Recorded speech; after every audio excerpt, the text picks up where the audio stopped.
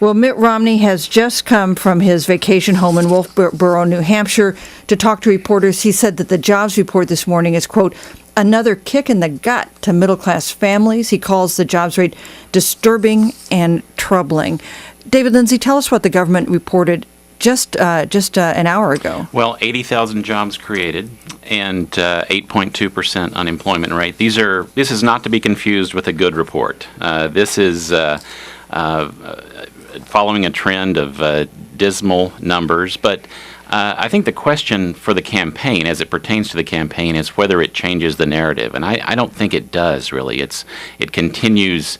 It continues a trend. It allows both sides to continue saying what they've been saying. Romney, Obama is not doing enough, and Obama, look, we're making slow but steady progress from a car accident that I inherited 3 years ago. Juan, what do you think the effect is? Are we overreading the importance of this one jobs report, or what do you think the impact is?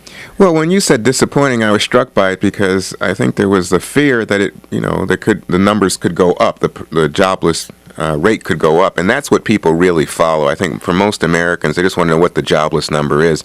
8.2% is not great, but people remember it was 9% not too long ago. And if you look back at the May numbers in terms of job creation, it was down, I think, in the 60,000. Now it's up in 80. The economists had been hoping for something like 100,000. And, of course, you need 200,000 to really try to say we're on the way, making substantial progress in terms of getting out of the recession.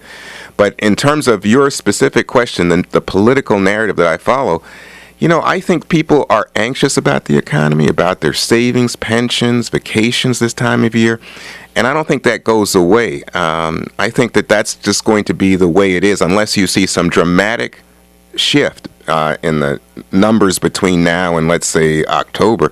I just think this is the way it is. This is the perception people have of the economy. I think it's the perception they have right now. But this is a worse jobs report than had been predicted. Economists had predicted that 90,000 or 100,000 new jobs would be created. Last month, the number turns out to be about 80,000. Janet, what do you think? Well, one thing we should remember is that there are 3 or 4 more jobs reports before Election Day, and I don't know whether this is the one that is going to set people's perceptions of how the economy is doing for when they vote in November. Now, there isn't too much reason to think that they're going to be drastically different over the next 4 months, but this isn't the end of the story of how people are going to feel on Election Day. It's not the end.